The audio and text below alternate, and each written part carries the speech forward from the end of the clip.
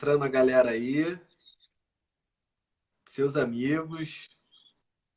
Aí é o pastor Navarro, Vini.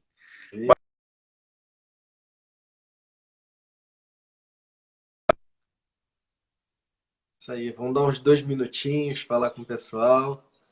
Vamos Pronto, ver beleza.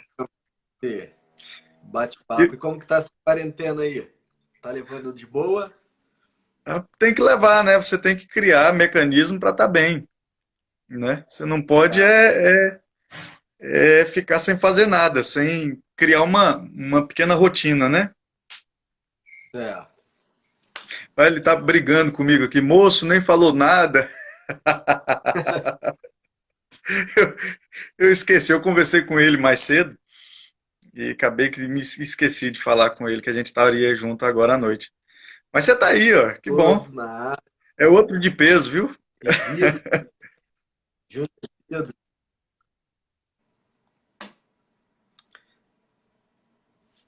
Fala, Márcio. Eu vou reiniciar minha internet aqui, e aí a gente vai falando por essa, e depois eu vou fazer um teste com a outra, porque a outra é boa, mas não sei o que é que está acontecendo, né? Beleza. Quanto que a galera vai Então vamos chegando lá. aí. Vamos já começar? E tu já começa a falar um pouco de você antes da gente entrar no assunto. Me diz o seguinte: você é pastor desde que ano? E você se Eu sou, formou, pa- onde estudou? eu fui ao seminário em 2001, né? Quando entrei no seminário, me formei em 2004, estudei no IBAD em São Paulo, Certo. né? Ainda naquele modelão antigo de mosteiro, né? Né? Internato, ainda naquele modelo de internato. Depois eu fiz uma convalidação do meu curso, né? Pela Faculdade Batista Brasileira, junto com a UFBA, Certo. e fiz após em Ciência da Religião, Filosofia e História, né? Bacana. Sou, sou pastor desde 2000 e desde que saí de lá, tenho trabalhado com a igreja, né? Desde Certo. que saí do seminário. Hoje pastoreio a Igreja Batista Nacional Betânia, em Itabuna, aqui na Bahia, né? Já é a quinta igreja que eu tenho privilégio de pastorear, assim. É, falou que tem cara de padre, ó. Olha, eu vou levar isso aí como um elogio grande, porque, rapaz, esses padres de hoje são uns caras bonitos, né? Arrumados, assim, uns caras bons, né?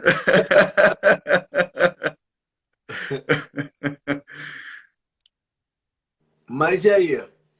Oi. Vamos, já vamos Olha o começar o Valdir aí. assunto. Vamos lá, Hum, a gente falou o nosso tema falando do cristianismo, mas não tem como falar do cristianismo sem falar do judaísmo, né? certo. Sua base, né? É.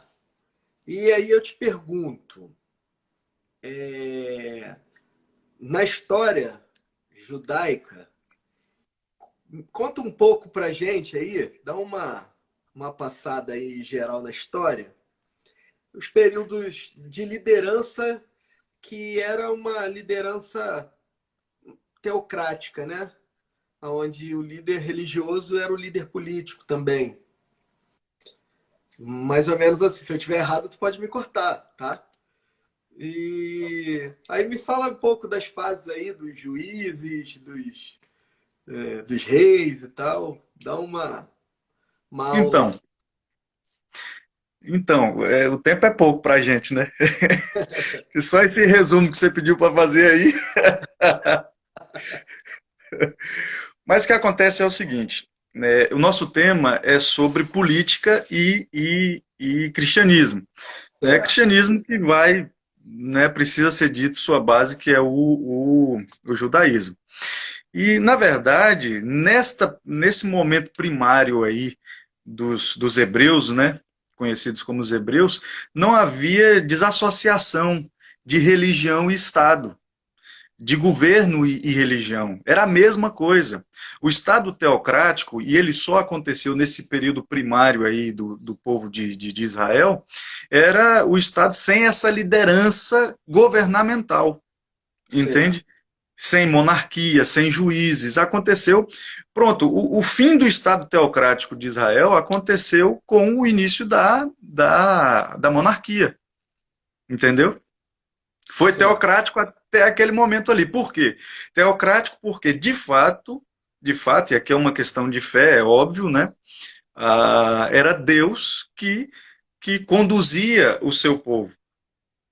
Não havia distinção naquela perspectiva mosaica ali de liderança, não havia distinção de religião e Estado. Na verdade, o Estado era a própria religião e a religião era o próprio Estado.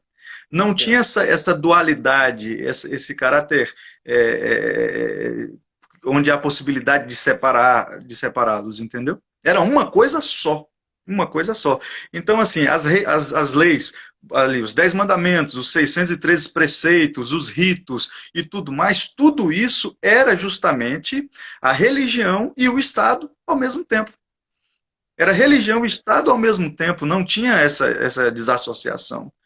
Então, por muitos e muitos anos, a base do judaísmo foi essa, sem haver essa diferenciação. Com a introdução da monarquia, começaram aí as dificuldades da teocracia. O problema entre a religião e os reis. Os reis começaram a querer ditar como é que funcionavam as coisas, né? Não ouvir os profetas de Israel, né? Inclusive eles selecionavam muitos profetas que diziam só aquilo que eles queriam ouvir e não davam crédito àqueles que, por acaso, pronunciavam um juízo de Deus, uma agenda diferente daquelas que eles tinham escolhido. Então, Certo. a base do judaísmo, da teocracia e dessa caminhada é essa aí. Não há desassociação de igreja e Estado. Melhor, esquece a palavra igreja, não temos igreja aqui, temos religião. Não Certo. existe. Não tem essa mentalidade dual. Era uma mentalidade única. A percepção era outra. E até falar sobre isso e pensar essa dimensão para nós hoje, ocidentais, século XXI, tudo mais, essa mentalidade cartesiana da gente, tudo departamentalizado e tudo mais, é muito complicado, porque eles não tinham essa ideia, não tinham a cosmovisão deles, o entendimento deles sobre a realidade era extremamente diferente do nosso. Era que De fato, o líder era alguém indicado por Deus para guiar o povo. Era mais ou menos sim, isso. e no momento da teocracia, o líder nada mais fazia do que passar ao povo as instruções do próprio Deus. Certo. Não eram as instruções dele. Moisés ia buscar de Deus as instruções. Aí você tem a história, né, que Moisés sobe ao monte, e Deus dá a ele os 10 mandamentos, toda aquela construção, né, que eu não entro no mérito dessa questão, porque isso é uma questão de fé. Certo. Aí, uma pergunta que eu te falo. No período Hum. onde o povo hebreu era subjugado, né, por um outro povo, aí Sim. passava a ter essa, além do período monárquico, também passava a ter essa dualidade, no qual você tinha o líder da Um sua, outro estado. um outro Sim. estado, né, e você tinha que cumprir as regras desse outro Pronto. estado. Mas assim, quando a gente pensa povos antigos, a perspectiva religiosa e estatal era a mesma. Isso não é uma peculiaridade do povo hebreu, e no tempo se denominava hebreu, né, nesse momento primário. Né? Não era uma peculiaridade do povo hebreu. Todos os povos tinham essa junção Estado-religião muito natural. Certo. E esse era o grande problema que o povo hebreu encontrava quando estava em cativeiro. E aí você vai ter inúmeros textos de que eles eram obrigados a adorar outros ídolos, outros deuses, e eles não adoravam e por isso muitas vezes eram castigados, sentenciados. Houve até. Cova Oi? dos Leões, fornalha, Isso aí, entende? Isso é uma prova de que a ideia de igreja não, perdão, religião e Estado não era uma compreensão única e exclusiva desse povo judaico. Era uma compreensão global, era uma compreensão dos povos daquele tempo. Então eles tinham essa perspectiva de que as divindades, elas de fato dominavam sobre os homens. E por isso o Estado era regido de acordo com as ordenanças dessas divindades. Certo. Agora, é óbvio que sempre houve a velha política por trás destas questões, né? A corrupção e tudo mais, a gente depois fala disso aí. Mas para você ter uma ideia, eu até andei pensando assim sobre isso, só para fazer um paralelo. Você tem na Grécia mesmo, as cidades-estados da Grécia, né? As cidades-repúblicas da Grécia. Você tinha muito forte ali a ideia de religião. Os mitos gregos, as questões gregas, eles influenciavam diretamente o Estado. Né? Não havia uma distinção assim entre sagrado e profano, não havia assim essa ruptura como nós temos hoje. Isso é, até deixa eu dizer até Claro. uma frase que é muito necessária para a gente. Esta ideia, essa concepção de separação entre Estado e fé é muito nova, é Certo. muito recente, historicamente falando, viu? Historicamente Mas quando falando. você fala recente, recente quanto tempo? 2, 3 séculos. Só? Só. Beleza, eu vou chegar nesse ponto, vou te fazer as perguntas. Uhum. Segue, toca a aula. Vai lá. Agora sim, é claro que eu não tenho a pretensão de dizer assim, olha, o que eu estou dizendo é a única fonte de pesquisa. É óbvio que você tem outras fontes e outras fontes podem variar um pouco aí essa data, mas não muito isso que eu estou lhe dizendo, não. Entende? Certo. Até porque você vai ter a decaída dos impérios, e a gente vai chegar nisso aí, da Idade Média para cá, né? Os impérios começam a ruir, aquela coisa toda, e é com o ruir dos impérios que a religião começa a se, com o nascimento do nacionalismo, com os estados nacionais, aquela coisa toda, que a religião começa a enfraquecer e não ter essa força sobre o Estado, entendeu? A gente chega lá. Isso é para o final, para os minutos Tá bom. finais. Agora Sim, vamos lá. aí o paralelo, rapidinho, o paralelo que eu estava dizendo, a questão da Grécia Civil, não tem para onde correr. Roma, mesma coisa. Na Roma Imperial você tinha a ideia do culto ao imperador. Né? O imperador era o pontífice máximo, né? Era um deus. Era um deus. E havia sim o culto ao imperador. Né? Na Roma do tempo de Cristo ali, os judeus, eles, olha que interessante, por conta do seu monoteísmo severo, eles eram liberados de orar ao imperador, mas eram obrigados a orar pelo imperador, entendeu? Entendi. Isto é Existia uma uma briga. manobra, uma obrigação para manter a ordem e não gerar uma revolução, uma a mais, né? Porque a todo tempo haviam revoluções judaicas, né? Então, É. para segurar os judeus ali.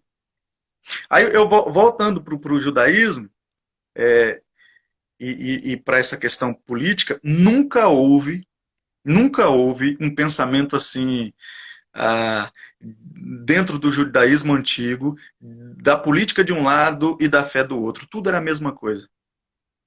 Era uma visão única, uma visão completa, entende?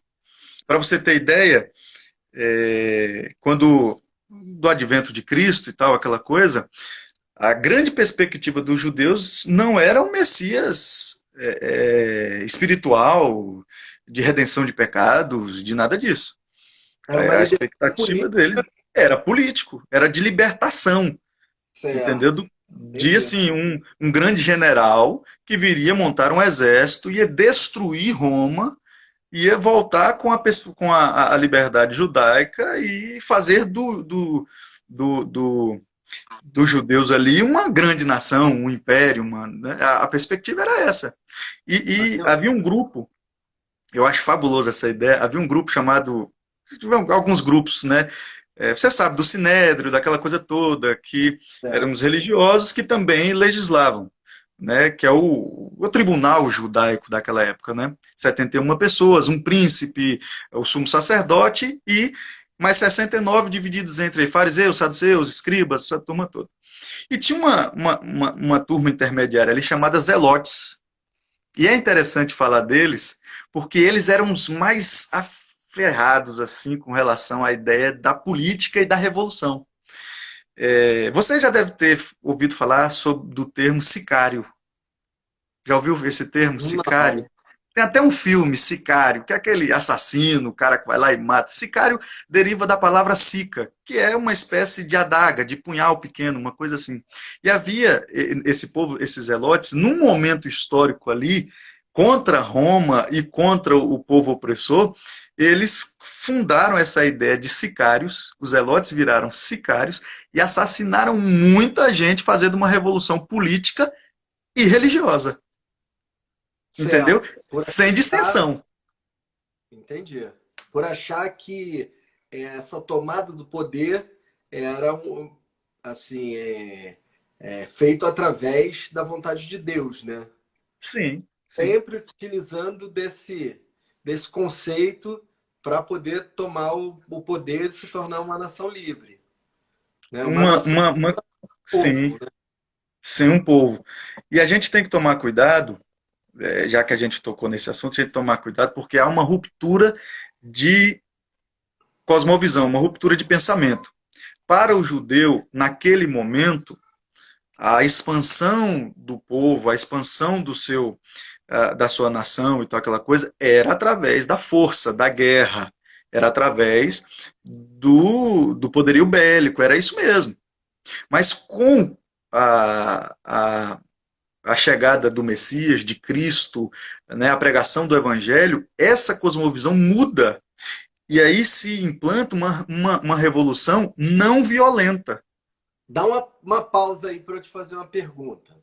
Hum. A gente ali, naquele contexto ali, a gente tinha Roma, né, com o exército, né, dominando. Tinha o povo judeu, hebreu, né? E aí surge Jesus com essa filosofia, né, da não violência, né? Sim. Que remetia a uma vida futura, não nesse mundo, mas algo que seria conquistado lá na frente. Você tem algum relato de quanto isso rompe? Por exemplo, no grupo judeu, qual o percentual que se transforma em cristão e qual o percentual que... Você tem ideia de como ficou isso aí? E como convivia? Assim, em números, em porcentagem eu não tenho, Certo. mas alguns historiadores dizem que na situação da morte de Cristo, e até eu fiz uma live, eu não sei se você pegou aí uma live sobre evidências da ressurreição, baseado em Certo. arqueologia, na arqueologia, muitos ali aceitaram o cristianismo. Muitos, muitos, muitos mesmo. Inclusive em Jerusalém. Certo. Por Daquele mesmo conta povo que estava lá no crucifica, muitos ali. esse povo aí. Não só, olha que interessante, não só judeus, porém romanos, muitos romanos e muitos militares romanos, oficiais romanos se converteram ao cristianismo naquela época. Conta até uma história de um camarada, numa das grandes perseguições, um pouco mais à frente, né, que foi entrar no Coliseu para ser devorado por feras e tal, e ele tutibiou e ficou para trás. E há um historiador que narra que um dos soldados disse: não, eu vou no seu lugar. E se despiu de sua indumentária bélica ali, de soldado, e foi e morreu. Né? Ou seja, foi uma coisa avassaladora. Muita gente se rendeu ao cristianismo. Tanto é que mais à frente no nosso diálogo você vai perceber o movimento de Constantino trazendo o cristianismo como religião oficial, não se dá apenas por causa daquele sonho. Eu acho até que é um pouco de ingenuidade crer que o cara teve um sonho com Cristo e tal, aquele negócio todo. É porque não tinha mais jeito, meu amigo. Tinha muito Isso, crente, eu ia né? chegar nessa parte. Vamos lá. Então a gente Mas tem um período. assim, deixa eu só dizer uma coisa só antes, porque é interessante, sabe, é bacana, sobre a questão que a gente estava falando da mudança de paradigma e de pensamento. Quando Jesus chega, ele não propõe uma violência física, como era de costume, mas ele propõe uma violência de pensamento. Ele Certo. escolha, desculpa a palavra, mas a palavra é essa, ele destrói, ele, sabe, ele arrebenta, ele distorce os conceitos, deixa todo mundo doido. Ele desconstrói aquele ego, É, né? desconstrói tudo, ele faz uma revolução que deixa todo mundo assim, cara, esse cara é lunático, o que é isso que esse cara está dizendo? Primeiro, sobre a perspectiva de sua divindade, não existia Deus fraco, Deus que morre, Deus que perdoa, Deus que... Não, Deus era aquela mitologia, né, do poderoso, que mata, que não sei o que, aquela coisa toda. Eles E, faziam até um paralelo com Davi, né? Que foi um rei guerreiro que conquistava, né? Então eles uhum, achavam que sim, viria um sim, Messias com aquela força, com aquela isso. característica, né? Mas pode Um contar. Messias com características de Moisés e de Davi. Que Moisés foi o grande legislador deles, né? Moisés, para o judaísmo, não teve outro como Moisés, né? De legislação, de liderança.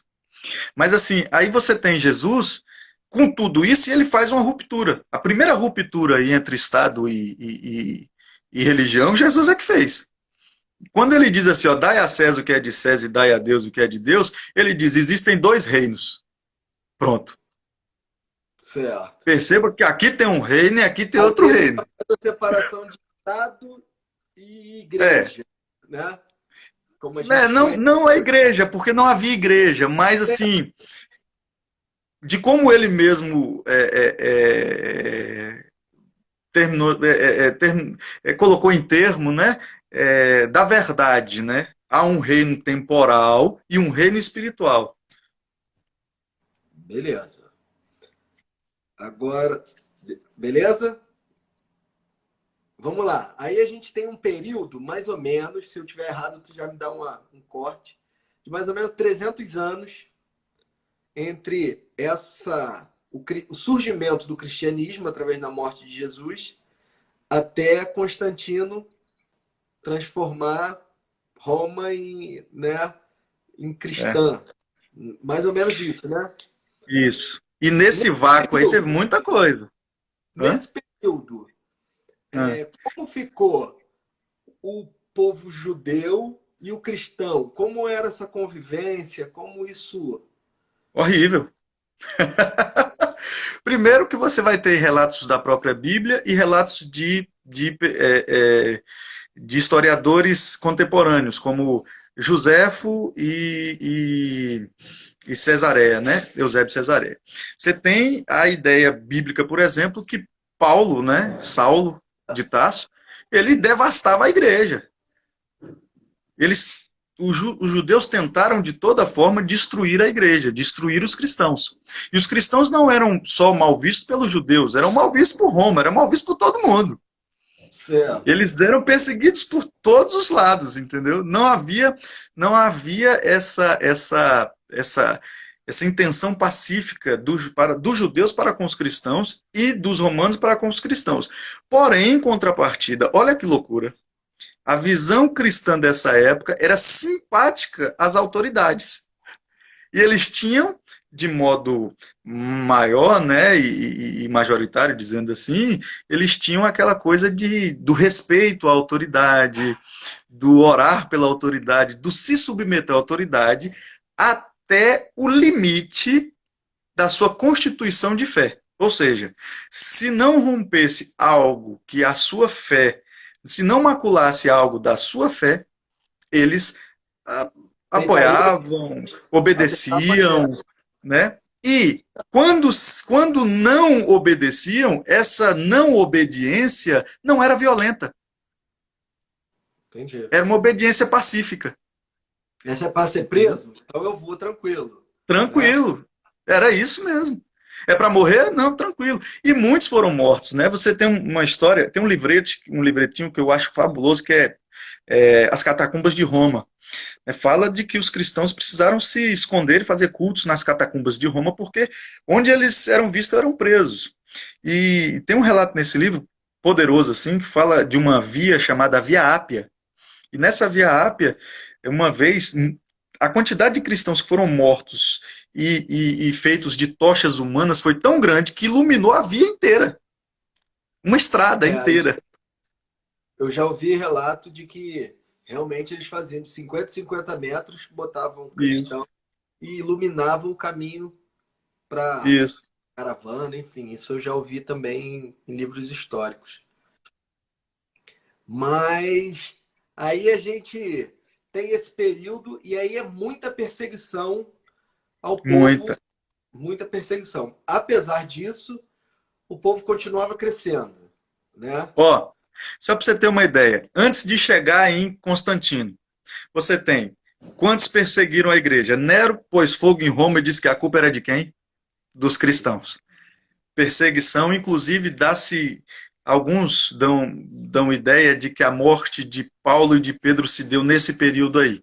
Né, inclusive por conta disso daí.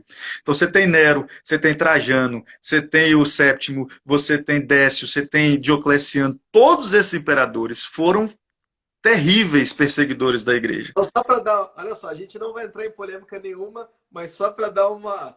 Então, Nero lançou uma fake news aí em relação aos cristãos.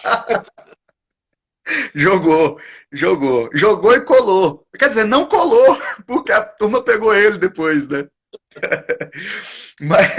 Mas assim, para você ter uma ideia, a perseguição de Nero e de Domiciano era simplesmente de ser. Ou seja, é cristão, se entende cristão, mata. Entendi. Simples assim. É cristão, percebeu-se cristão, morte. Os outros não. Já com Trajano, ele já deu uma amenizada, mas havia perseguição.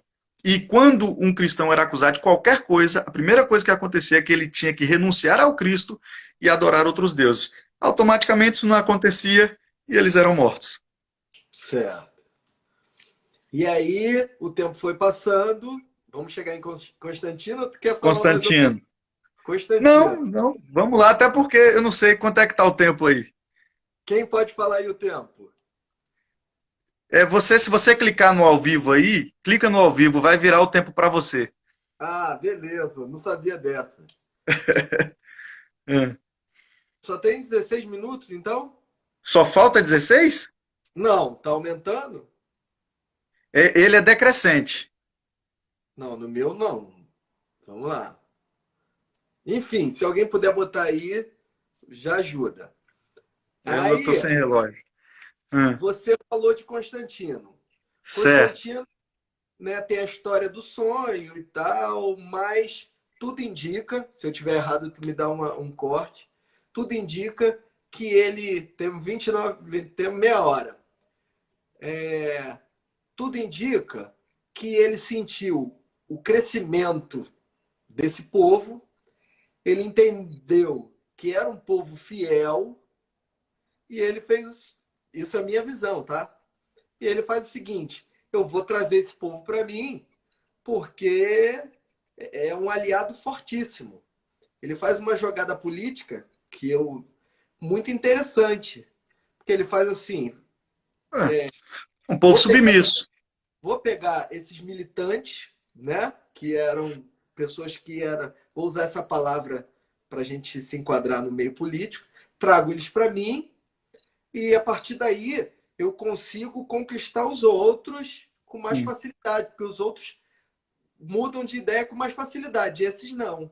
E aí ele dá essa guinada histórica. Assim, assim, são as nossas inferências, né? A gente vai inferindo do que nos contaram da história.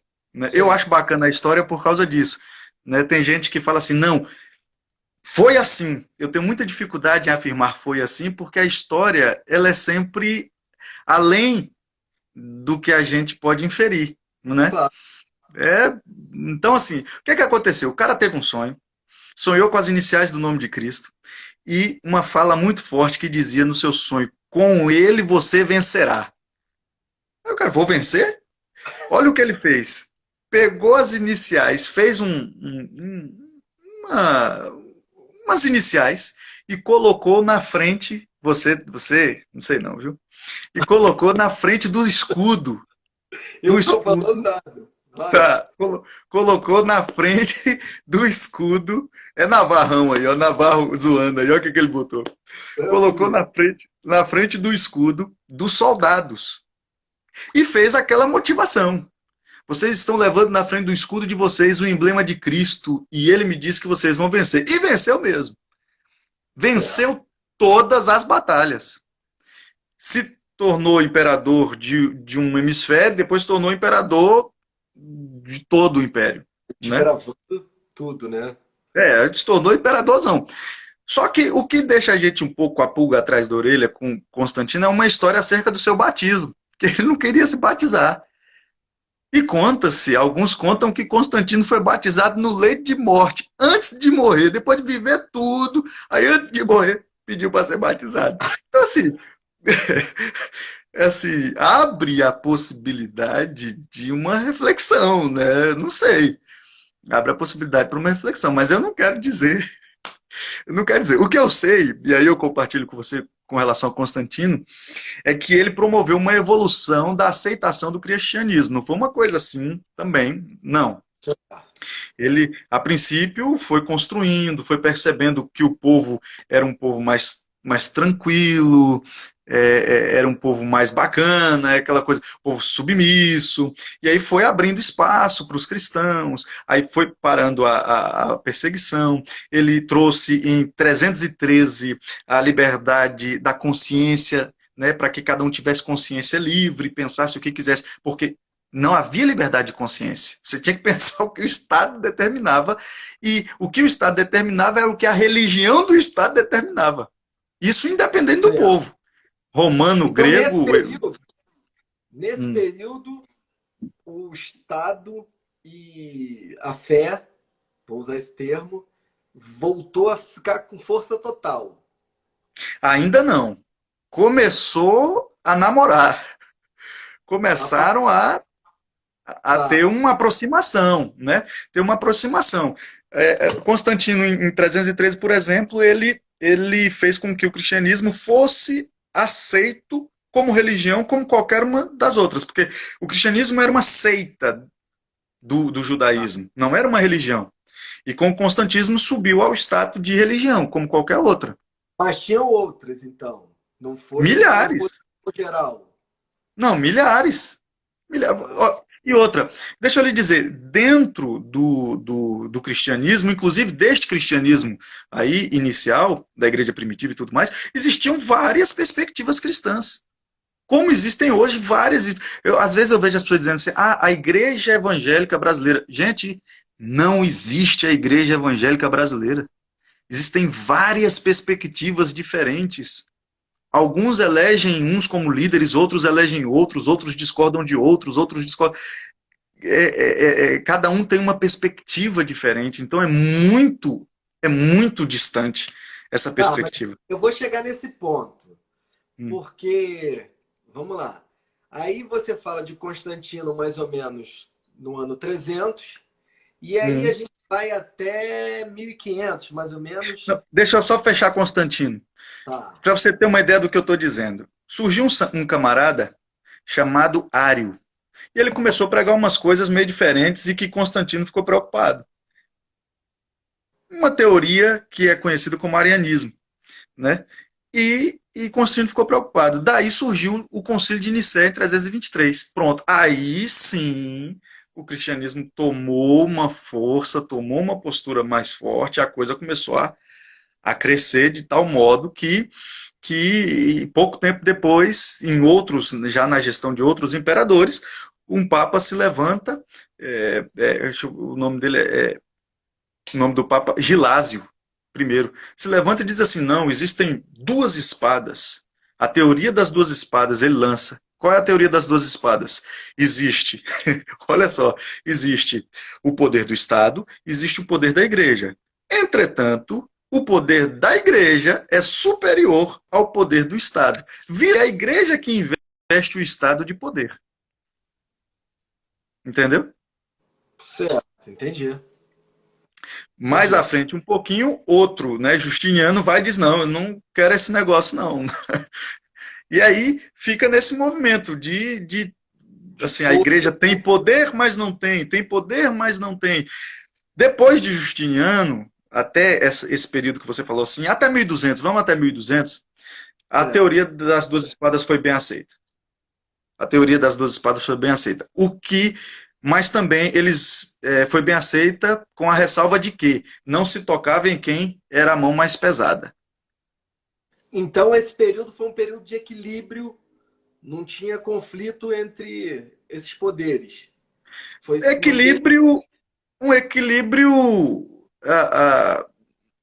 Eu não acredito que seja um equilíbrio real, né? Certo. Porque a todo momento eles estavam ali, um Mas, arquitetando, mas né? a gente pode dizer no equilíbrio histórico, onde esse Sim, período sim, foi mais tranquilo, sim, né? sim, sim, sim, Né? sim, Aí o que acontece? Aí depois de um tempo, depois desse período, 1200, aí começa a surgirem lideranças que questionam coisas, né? sim. A bu- a Não, bu- ó, antes de 1200 ainda tem a questão da nomeação de Carlos Magno, né? Que aí um papa foi e o coroou o imperador. Pronto, isso aí ele ganhou total poder, né?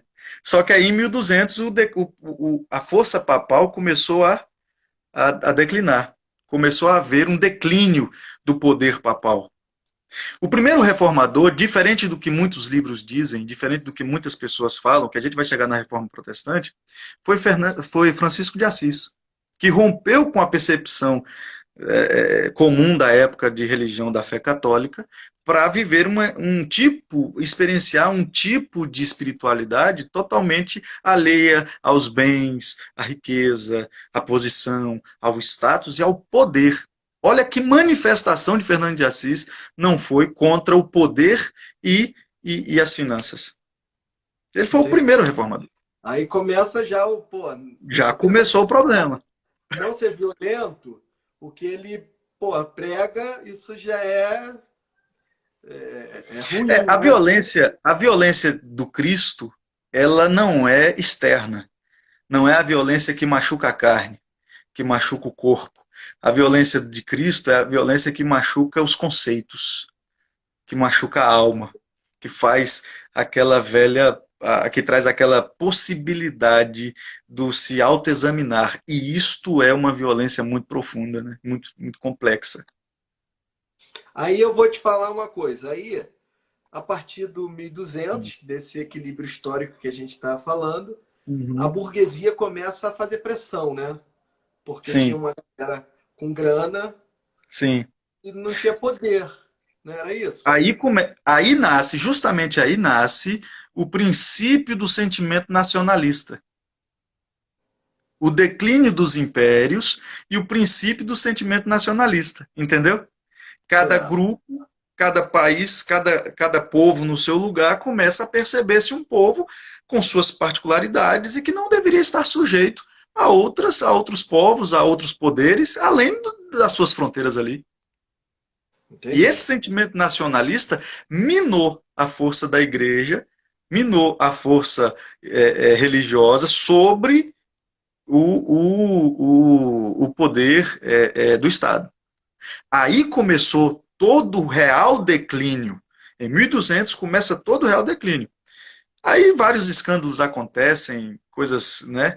Você tem aí o Papa que teve até aquele seriado Os Borgia, né? Não sei se você já assistiu, né? Mas era corrupção moral, corrupção com relação a finanças, corrupção sexual, o negócio era louco para todo lado. E com isso o papado foi perdendo crédito e poder, né? Certo. E a burguesia Crescendo. crescendo, volume de capital, né? Uhum, Crescendo. E aí a gente chega na. Antes da Reforma Protestante, tem uma figura que eu uma vez eu vi até um filme, que não uhum. sei se você conhece como Jan Hus. ou Ian Rush? Depende, Sei qual- tanto faz. Tanto faz, Tanto né? faz. É John Huss. 100 anos antes, mais ou menos, É o Pato Branco. ele já era uma liderança que queria romper com essa. E eu, no filme é um filme muito interessante, quem puder ver, não sei como vai acessar, mas ele diz o seguinte: pô, eu só estou falando o que eu estou lendo, não estou inventando nada. É. Aí o clero em cima dele, não, você está errado, tal, e o cara aí foi morto, enfim. É. Mas acredito, Queimado, né? Foi queimado queimado, vivo. isso aí. A questão é que a corrupção moral da igreja já estava num volume tão alto que já não era mais suportável, né? Lutero, pouco tempo depois, né, quase 100 anos depois, Lutero vai a Roma, né, e diz: Roma é um grande bordel.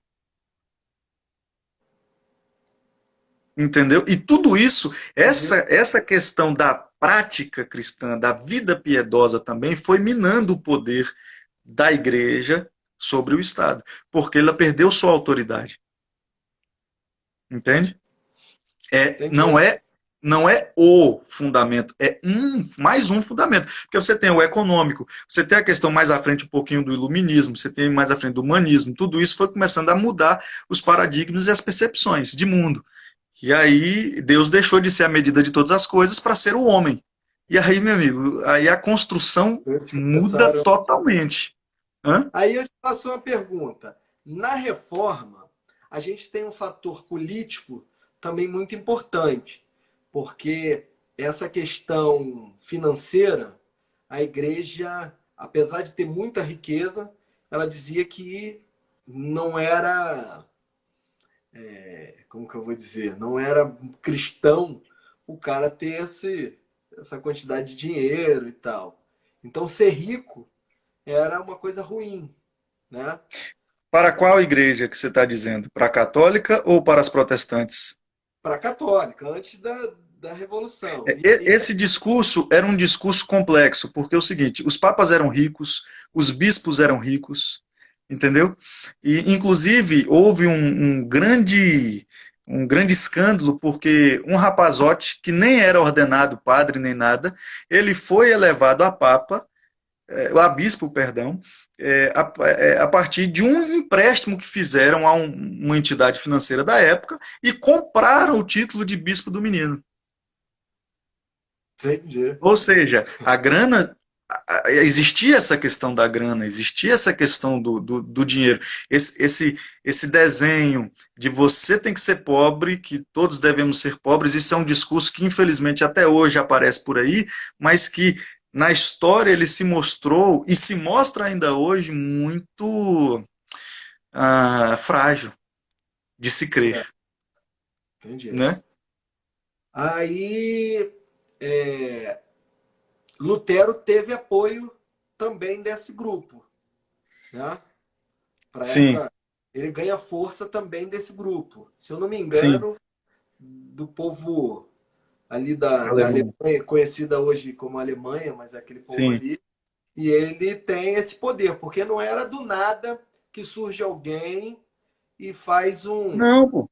Ó, olha só, você vem Francisco de Assis, Savonarola, John Huss, né, Lutero, Calvino, todo mundo fervilhando ali ao longo dos anos para criar o cenário.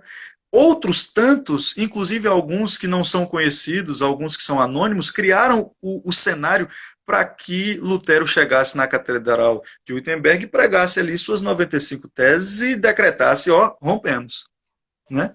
Entendi, Porque, inclusive, a ideia central de Lutero não era romper com a igreja, a princípio não, mas era reformar a igreja, entendi. Ele era queria fazer com que a igreja voltasse atrás, certo, entendeu?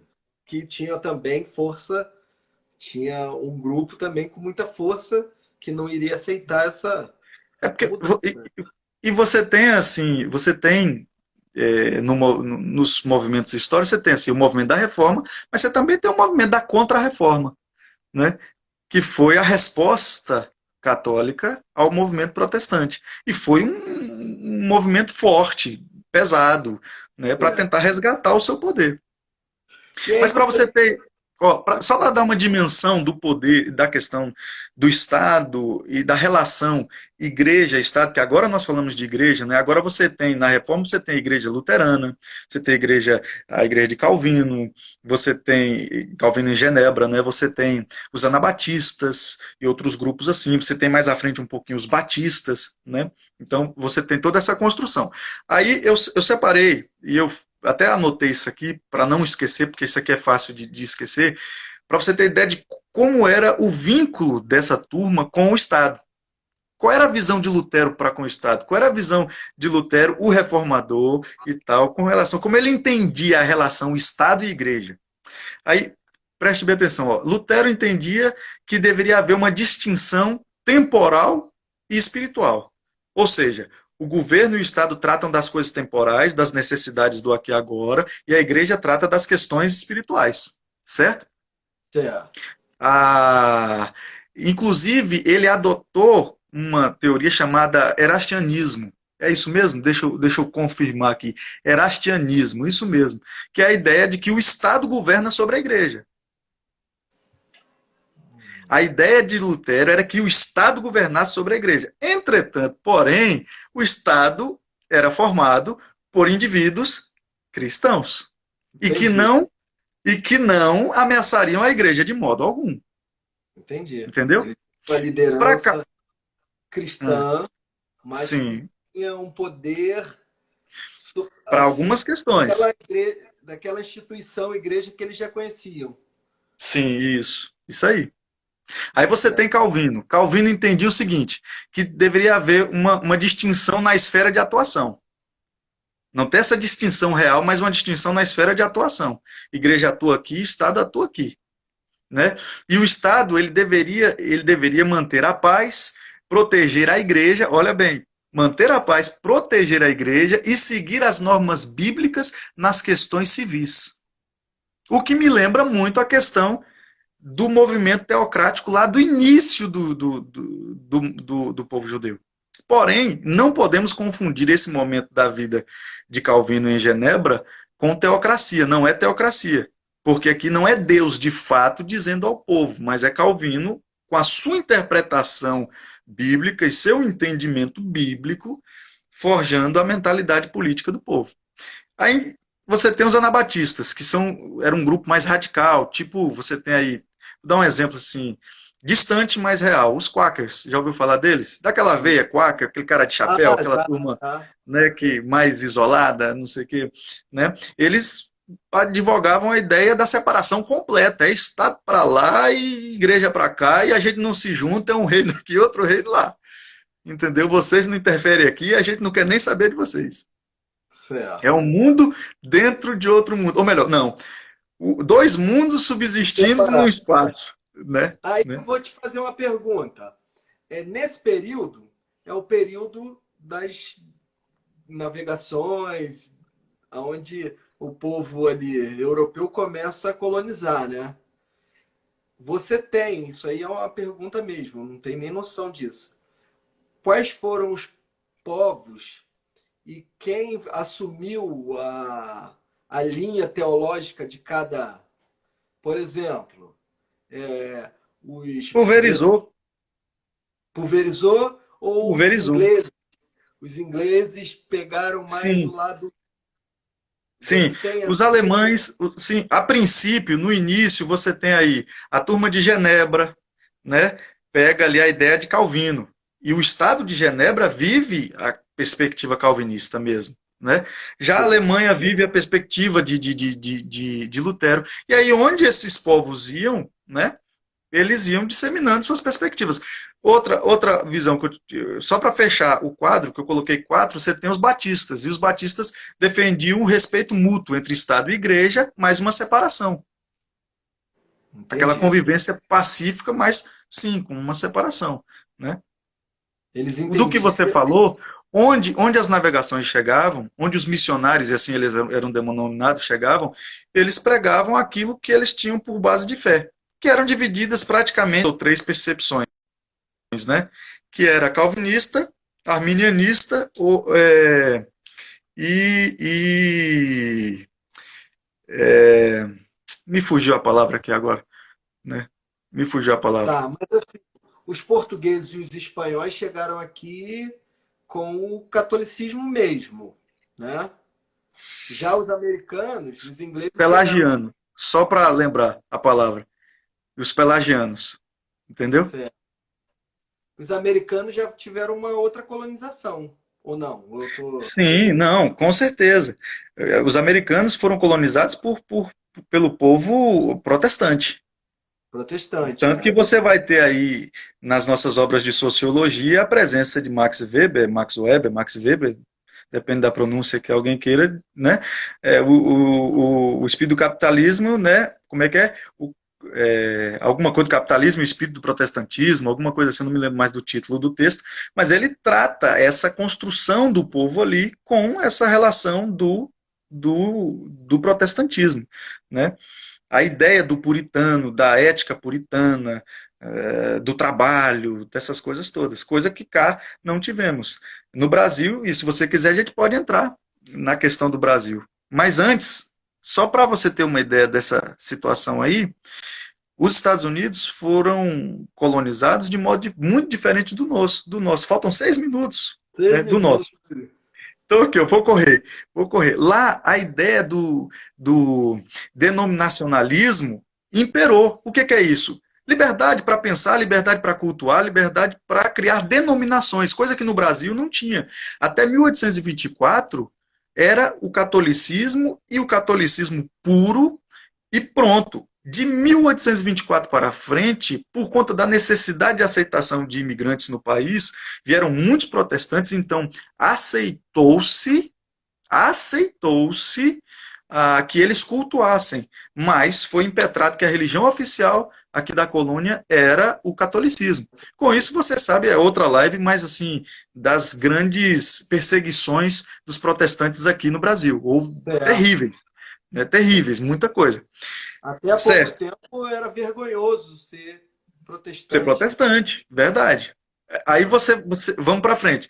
Desde o século XVIII, né, para frente aqui, os conceitos mais influentes no Brasil são iluminismo, os conceitos da maçonaria, os conceitos do liberalismo político, né, dos ideais democráticos, e tudo isso forja uma mentalidade que deixa de lado a perspectiva religiosa, a perspectiva da igreja. Isso faz com que o Estado se torne cada vez mais separado, como a nossa Constituição agora mesmo diz que ele é laico, né?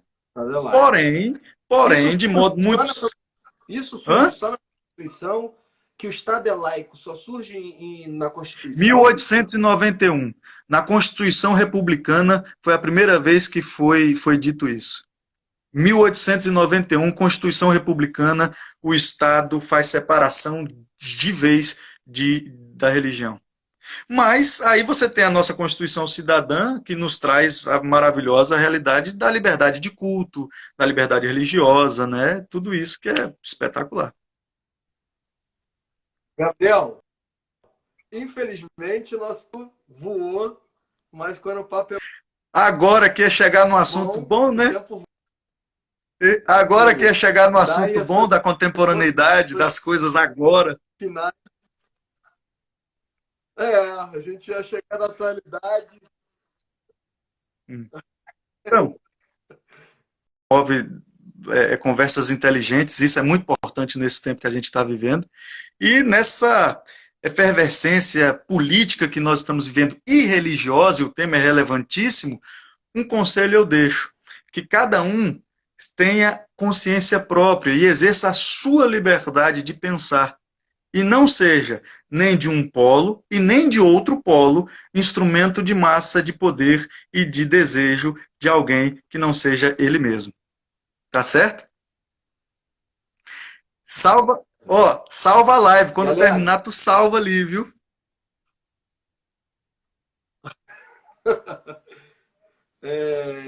galera, obrigado aí pela presença de vocês. Gabriel, porra, um prazer ter você aqui, né, dividindo com a gente teu conhecimento, um pouco do teu do que você estudou e do que você vive, né?